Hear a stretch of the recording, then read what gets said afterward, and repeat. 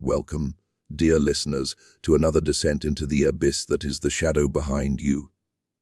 I am your guide through the veiled corridors of history, where the past does not rest quietly in its grave but stirs, restless and vengeful, reaching out with cold, spectral fingers to pull us back into its embrace. Tonight, we venture into the shadowed heart of 1847 Massachusetts, a year when the world teetered on the brink of modernity, yet clung desperately to the superstitions of old. The air was thick with the scent of impending change. The first whispers of anesthesia had numbed the pains of surgery, immigrants fled famines across the Atlantic, and the Mexican-American War echoed like distant thunder. But in the quiet, fog-shrouded valleys of New England, something far more insidious was awakening. Imagine, if you will, a small town nestled in the crook of the Berkshires, where the autumn leaves bleed crimson against the grey slate of eternal overcast skies. Eldridge Hollow, they called it. A cluster of weathered clapboard houses, a single steepled church that pierced the heavens like an accusing finger, and mills that groaned along the banks of a sluggish river, its waters dark as ink spilled from a madman's quill. The townsfolk were hardy souls, descendants of Puritan stock, their lives governed by the rhythm of seasons and the unyielding hand of God. They toiled in the fields by day, gathering around hearths by night, to whisper tales of witches hanged in Salem, of spectral ships gliding through misty harbors, and of the undead who rose from tuberculosis-ridden graves to feast on the living. But in Eldridge Hollow, the true horror was not born of folklore alone. It slithered from the mind of one man, Dr. Ephraim Blackwood, a physician of repute, or so the whispers went, who arrived in the town under the cover of a stormy night in the spring of 1846. Tall and gaunt, with eyes like polished obsidian that seemed to absorb the light rather than reflect it, Blackwood carried with him trunks laden with strange apparatuses, glass vials that hummed with an unnatural glow, coils of wire that sparked in the damp air, and books bound in leather that felt unnervingly warm to the touch. He claimed to be a healer, a pioneer in the burgeoning field of medical science, inspired by the recent demonstrations of ether at Massachusetts General Hospital. But the villagers soon learned that his healing extended beyond the living into the realm of the dead. Picture the scene: the doctor's modest home on the outskirts of town, perched atop a hill where the wind howled like the damned. By day, he tended to the ailing, lancing boils, setting broken bones, administering tonics laced with laudanum. But as the moon waxed full and the shadows lengthened, his true work began. In the cellar, illuminated by the erratic flicker of oil lamps, Blackwood delved into forbidden knowledge, influenced by the galvanic experiments of Luigi Galvani and his nephew Giovanni Aldini, those Italian visionaries who had made corpses twitch and convulse with the application of electric currents. Blackwood sought not merely to understand life, but to defy death itself. The hook, my friends, lies in what followed. Whispers spread like plague through Eldridge Hollow, graves disturbed in the dead of night, fresh earth turned over as if clawed from below. Bodies vanished from the churchyard, only to reappear in fragmented nightmares, limbs jerking unnaturally, eyes fluttering open in rigor mortis stares.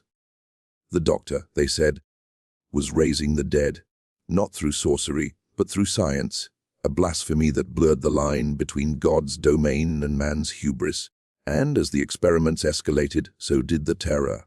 Livestock found mutilated, their entrails arranged in arcane patterns, children speaking of pale figures shambling through the woods. A town gripped by fear, vanishing not into thin air, but into the maw of its own dread. Why did Eldridge Hollow disappear? Was it mass hysteria, a collective madness born of isolation and ignorance? Or did Blackwood's meddling unleash something truly unholy? Echoes of the vampire panics that swept New England, where families exhumed loved ones to burn their hearts and stem the spread of consumption. Tonight we peel back the layers of this forgotten tale, blending the chill of fact with the frost of fiction. Listen closely, for in the silence between my words, you might hear the faint scrape of earth shifting, as if something buried long ago is stirring once more. As we delve deeper, Feel the fog closing in. The air grows colder, the shadows thicker. Eldridge Hollow awaits us, its secrets buried but not forgotten. And remember, in the world of the shadow behind you, the past is never truly dead. It merely waits for the right moment to rise. Let us begin our descent into the heart of the story, where the veil between life and death thins to a gossamer thread. It was the spring of 1846 when Dr. Ephraim Blackwood first set foot in Eldridge Hollow. The town, with its population scarcely exceeding 300 souls, was a relic of colonial times. Timber-framed homes huddled against the relentless New England winters, fields carved from rocky soil, and a river that powered the sawmill with a ceaseless, grinding roar.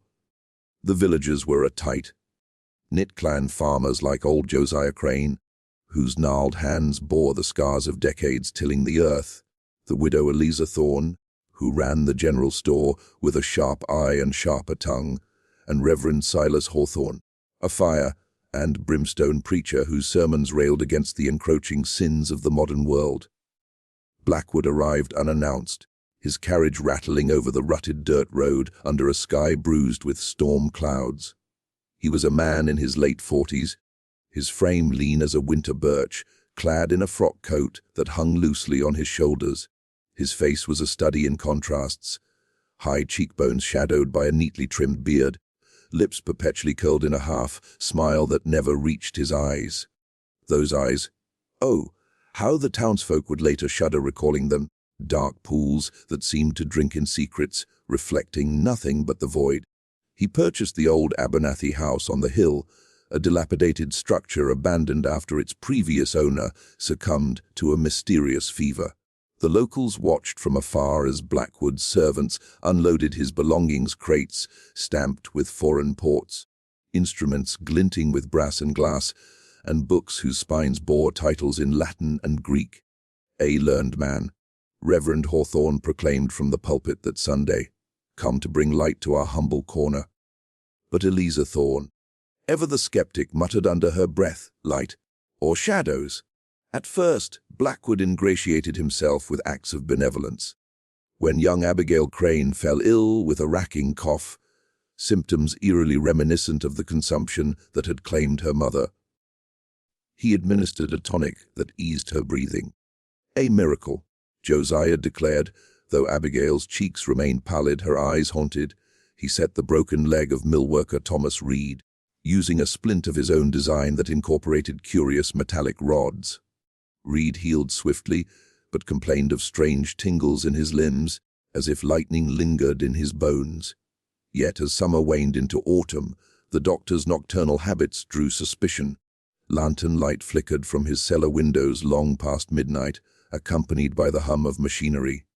A low, vibrating drone that set dogs howling across the valley. Villagers whispered of odd deliveries, burlap sacks unloaded under cover of darkness, their contents heavy and limp. And then the graves. The first disturbance was at the churchyard, where old man Hargrove lay buried just 3 days prior. Dawn revealed the soil upturned, the coffin splintered, the body gone. Reverend Hawthorne blamed foxes or grave robbers, resurrectionists, they were called, those ghouls who supplied cadavers to medical schools in Boston and Cambridge. But no tracks led away, only a faint scorched scent, like ozone after a storm. Blackwood offered condolences, even assisting in the search. But Josiah Crane, patrolling the woods one moonless night, glimpsed a figure dragging a shrouded form toward the doctor's hill. He confronted Blackwood the next day, only to be met with calm denial. "Your eyes deceive you in the dark, good sir," the doctor said, his voice smooth as oil on water. "Grief plays tricks." As winter's grip tightened, the experiments intensified. Inspired by Galvani's frog legs twitching under electric arcs and Aldani's public spectacles, where severed heads grimaced and limbs flailed, Blackwood constructed his own voltaic pile, stacks of zinc and copper discs separated by brine-soaked cloth, generating currents that could make the dead dance. In the secrecy of his cellar, amid shelves lined with pickled organs and diagrams of human anatomy, Blackwood began his work. The first subject, Hargrove's corpse, procured with the aid of a shadowy accomplice from Boston. He affixed electrodes to the temples and chest, cranked the apparatus, and watched as the body convulsed, muscles contracting, fingers clenching as if grasping at life. But it was mere mimicry, a puppet show of nerves. Blackwood yearned for more true reanimation, the spark of soul recalled from the ether. He delved deeper, blending science with arcane lore. From forbidden texts smuggled from Europe, tomes speaking of alchemical elixirs and the Kabbalah's golems, he concocted serums, mixtures of mercury, phosphorus, and extracts from fresh glands. Injected into veins combined with galvanic shocks, they yielded horrors. One corpse, a young woman stolen from a neighboring town's pauper grave, opened her eyes, milky orbs rolling in sockets, a guttural moan escaping cracked lips. Blackwood's journal, later discovered in fragments, recorded the moment she saw me. Not with sight of the living, but with the hunger of the void. Word spread. Children like little Samuel Thorne spoke of pale walkers in the woods, figures shambling with jerky gait, eyes glowing faintly in the dark. Livestock vanished, only to be found drained of blood, their hides marked with incisions precise as a surgeon's blade. The town convened at the church, Reverend Hawthorne thundering about demonic possession, invoking the vampire folklore that plagued New England. Families digging up kin to stake hearts and burn organs, lest the dead prey on the living. Blackwood dismissed the rumors as superstition, but tension mounted. Eliza Thorne, spying from her store, saw him receive a crate labeled Harvard Medical, echoing the body-snatching scandals that rocked Boston schools. And as 1847 dawned, with snow blanketing the hollow like a shroud, the first true haunting began. One frigid January night, Abigail Crane awoke screaming. Her father rushed to her side, finding her convulsing, foam flecking her lips. The doctor, he calls them back, she gasped before falling still. By morning she was dead, or so it seemed. At her wake, as mourners gathered, her body twitched. A finger curled, eyes fluttered. Panic erupted. Reverend Hawthorne declared it a sign of the undead. Blackwood arrived, calm amid the chaos. Merely rigor, he assured, but his hands trembled as he examined her. That night, her grave was found empty. The town teetered on the edge. Whispers turned to accusations, and in the doctor's cellar, the experiments reached fever pitch. As the calendar turned to the heart of 1847, Eldridge Hollow descended into a maelstrom of terror, where the boundary between scientific pursuit and unholy abomination dissolved like mist under a merciless sun. Dr. Ephraim Blackwood, once a beacon of progress, now loomed as a harbinger of doom. His cellar had become a charnel house of tables, strewn with dissected remains, the air thick with the metallic tang of blood and the acrid bite of chemicals. Jars lined the walls, glowing with phosphorescent fluids that cast eerie shadows, dancing like wraiths on the damp stone. The vanishings escalated. After Abigail Crane's body disappeared, others followed. Thomas Reed, the mill worker whose leg Blackwood had mended, complained of nightmares, visions of cold hands pulling him into the earth. One morning, he was gone from his bed, his room undisturbed save for a faint trail of mud leading to the woods. Search parties combed the forest, their lanterns piercing the gloom, but found only peculiar tracks, footprints that dragged, as if the walker bore no weight on one side. Reverend Hawthorne rallied the town, his sermons laced with fire. "This is no mere thief of bodies. It is the devil's work." Animated by the doctor's hubris, he invoked the vampire panics of Rhode Island and Connecticut, where consumption ravaged families, exhumed relatives, finding hearts bloated with blood. Proof, they believed, of nocturnal feedings. "We must root out this evil," he cried, "lest our loved ones rise to drag us down." Blackwood, isolated on his hill, grew gaunt and feverish. His journal entries, scrawled in increasingly erratic hand, revealed his obsession. "The spark eludes me, but I am close. The serum animates the flesh, the current ignites the nerves, but the soul, it lingers, a echo in the void." Hungry for return, he experimented relentlessly, procuring bodies through a network of resurrectionists, shadowy figures who raided graveyards from Boston to Springfield. One entry detailed a breakthrough as a cadaver, fresh from execution, injected and shocked until its chest rose and fell in ragged breaths. It lived for moments. Then the rage. It lashed out, eyes burning with accusation. The horrors spilled beyond the cellar. Villagers reported sightings, pale forms lurking at the edge of fields, moaning in the wind. Eliza Thorne barred her doors after glimpsing a figure outside her window. Her late husband, dead 5 years, his face decayed but recognizable. "He whispered my name," she confided to Josiah Crane, her voice trembling, begged for release. Panic crested in March, when a storm lashed the hollow with sleet and thunder. Lightning illuminated the night, and amid the flashes, screams echoed from the churchyard. A group of men armed with shovels and torches gathered to exhume recent graves. What they found chilled their blood, coffins empty, linings shredded from within. One body remained. Abigail's father had insisted on iron straps, but it thrashed against the wood, nails scraping like claws. Word reached Blackwood, who descended the hill like a spectre. "Fools!" he bellowed, his coat whipping in the gale. "This is science, not sorcery!" But the mob turned on him, stones flying. He fled back to his lair, barricading the door. In the ensuing days, the doctor's isolation bred madness. He pushed his experiments to extremes, combining galvanism with occult rituals gleaned from grimoires. Circles of salt incantations murmured over flickering candles. One night, as thunder rolled, he attempted his magnum opus, reanimating multiple subjects at once. Wires connected a chain of corpses, serum pulsing through shared veins. The voltaic pile hummed to life, arcs of blue light dancing across flesh. What emerged was abomination. The bodies rose, not as individuals, but as a grotesque collective, limbs intertwining, mouths gaping in silent screams. They shambled from the cellar, driven by some primal urge, into the storm-swept town. Dawn broke to chaos, houses empty, doors ajar. Belongings scattered as if in hasty flight. Blood streaked the streets, not rivers, but smears, as if something had dragged victims away. The church bell tolled erratically, rung by no human hand. Josiah Crane, one of the few remaining, recorded in a frantic letter. They came from the hill, things that were once our kin, twisted and hungering. The doctor, he laughed amid the horror, calling them his children. The vanishing unfolded over weeks. Families fled by wagon, seeking refuge in nearby Pittsfield or Springfield. Rumors spread Eldridge Hollow cursed, its inhabitants consumed by the undead. Travelers avoided the road, reporting eerie lights on the hill, moans carried on the wind. Blackwood's end came in May. A posse from Boston, summoned by Reverend Hawthorne's pleas, stormed the house. They found the cellar a slaughterhouse, bodies in various states of decay, instruments shattered.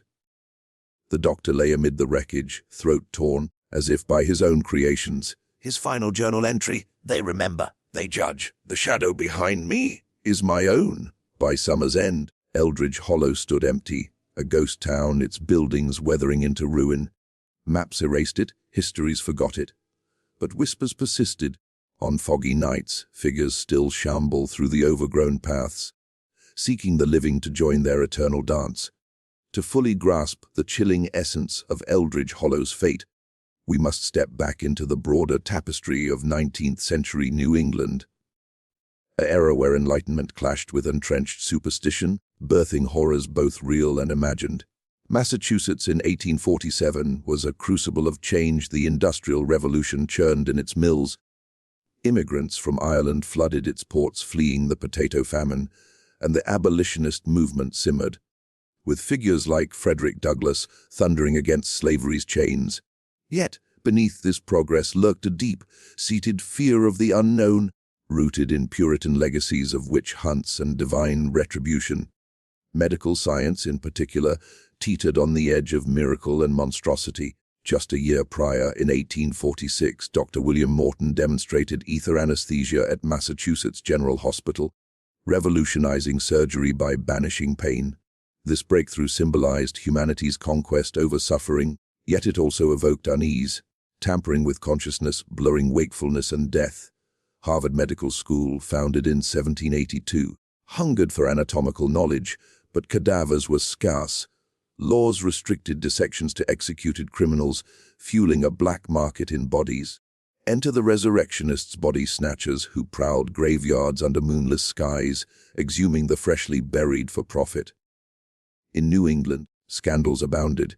In 1824, a riot erupted in New Haven after Yale medical students were caught with stolen corpses. Similar upheavals struck Boston in the 1830s, where mobs stormed anatomy halls, pitchforks in hand.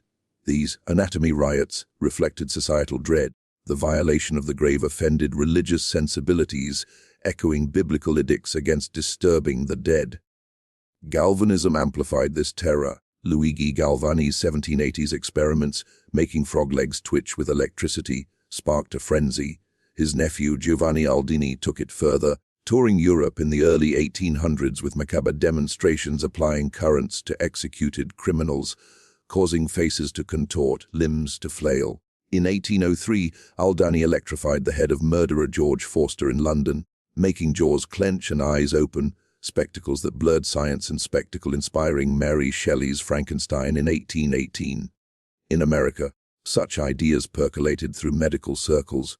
Harvard professors experimented with voltaic piles, while public shows drew crowds. But in rural Massachusetts, where folklore thrived, galvanism merged with local legends. New England soil was fertile for tales of the undead, the vampire panics of the late 1700s and 1800s driven by tuberculosis outbreaks. In Exeter, Rhode Island, 1792, the Brown family exhumed Mercy Brown, burning her heart to halt the vampire, curse-afflicting siblings. Similar rites occurred in Connecticut and Vermont, bodies disinterred, organs incinerated, ashes consumed in grim rituals. These panics stemmed from consumption, tuberculosis that ravaged families, victims wasting away as if drained. Folklore filled the void. The dead rose to feed on kin. In Massachusetts, though less documented, echoes persisted in towns like those submerged later by Quabbin Reservoir, Dana, Enfield, where oral histories spoke of haunted graves. Eldridge Hollow, though fictionalized here, draws from real ghost towns. Dogtown on Cape Ann, abandoned in the early 1800s after its settlers fled economic ruin and rumored witchcraft, stones inscribed with cryptic warnings like, "Use me as you out," still stand amid overgrown ruins.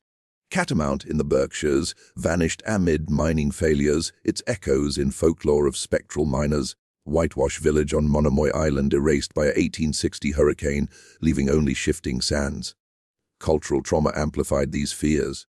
The Puritan ethos, emphasizing predestination and sin, bred a worldview where misfortune signaled divine wrath. The 1692 Salem witch trials cast long shadows. By 1847, Romanticism romanticized the Gothic, with authors like Nathaniel Hawthorne weaving tales of ancestral curses in The House of the Seven Gables.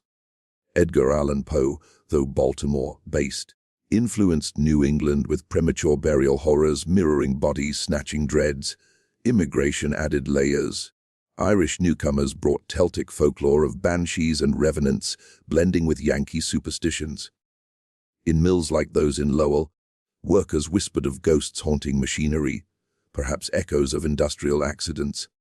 Thus, Blackwood's tale embodies this milieu, a doctor embodying scientific ambition, clashing with communal terror. His experiments mirror real unethical practices like J. Marion Sims' surgeries on enslaved women in the South, or Harvard's tacit acceptance of resurrectionists. The town's vanishing evokes real abandonments, economic, natural, or fear-driven, leaving behind a landscape haunted by memory. In blending fact and folklore, we see an unsettling authenticity. The past shadows linger, reminding us that progress often unearths deeper darkness. As we emerge from the narrative's chill embrace, let us linger in the intellectual fog, dissecting the symbolic sinews and psychological undercurrents of this tale. The Doctor Who experimented on the dead is not merely a ghost story. It is a mirror to humanity's eternal grapple with mortality, ambition, and the terror of the unknown. A narrative that resonates with universal fears, cultural wounds, and the shadowy facets of the human psyche. At its core pulses the theme of hubris, man's audacious bid to conquer death. Blackwood embodies the Promethean archetype, stealing fire from the gods, or in this case, the spark of life from the divine. Inspired by galvanism, his experiments echo Victor Frankenstein's folly, where science becomes a surrogate for creation. Psychologically, this reflects the 19th century ego, buoyed by Enlightenment rationalism yet crashing against romantic dread. Freud might interpret it as the Ides rebellion against the superego's moral constraints. Blackwood's cellar, a subconscious realm where repressed desires for immortality manifest in grotesque forms. Symbolically, the reanimated dead represent the return of the repressed. In Eldridge Hollow, buried traumas, loss to disease, economic hardship, ancestral sins rise to haunt the living. The twitching corpses symbolize unresolved grief. In vampire folklore, they embody the fear that death is not final, but a predatory continuation. This ties to cultural trauma. New England's Puritan heritage instilled a dread of damnation, where the undead signify unfinished atonement. The town's vanishing mirrors collective denial, fleeing rather than confronting the horror, much as societies suppress historical atrocities like the witch trials or native dispossession. Universal fears abound, the terror of bodily violation. Body snatching evokes the primal horror of desecration, stripping dignity from the deceased. In a broader sense, it critiques commodification, the body as merchandise for science, paralleling slavery's dehumanization. Blackwood's serums and shocks symbolize invasive medicine, foreshadowing modern ethical dilemmas: eugenics, human trials, even AI's quest for eternal life. Thematically, the story explores the science-religion dichotomy.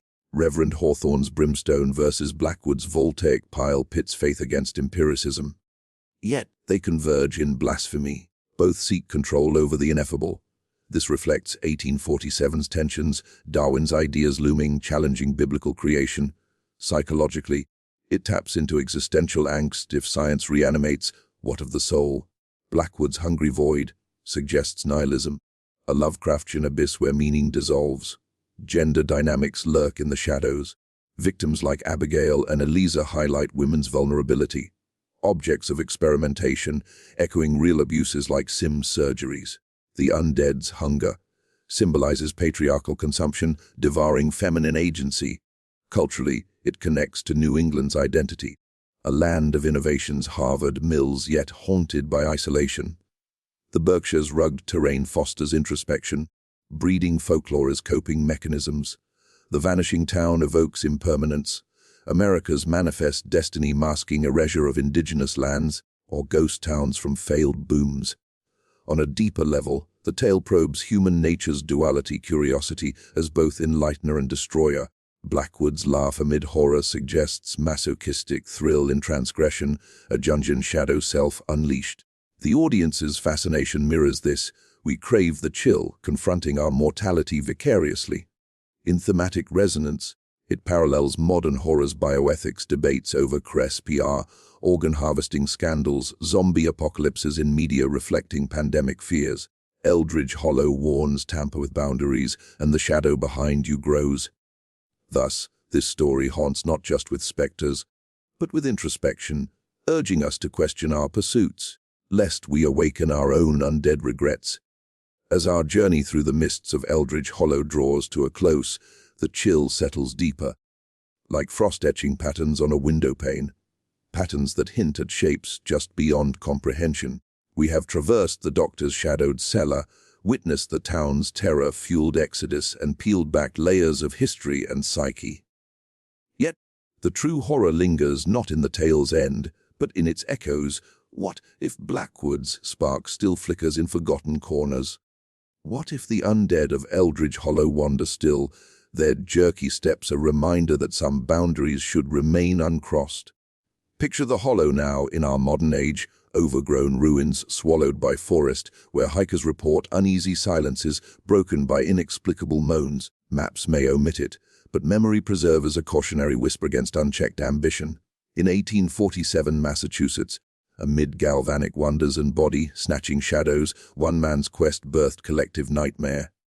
The town vanished not from maps alone, but from the collective will to forget, fleeing into legend where fears ferment into folklore. Dear listeners, as you turn off the light and settle into the quiet, ponder this: the shadow behind you is not always cast by another. Sometimes, it is your own creation, born of curiosity that delves too deep. In the shadow behind you, we uncover these truths, leaving you with a question that echoes in the dark. If the dead could return, what accusations would they level at the living? Until next time, sleep uneasily, for the past watches waiting.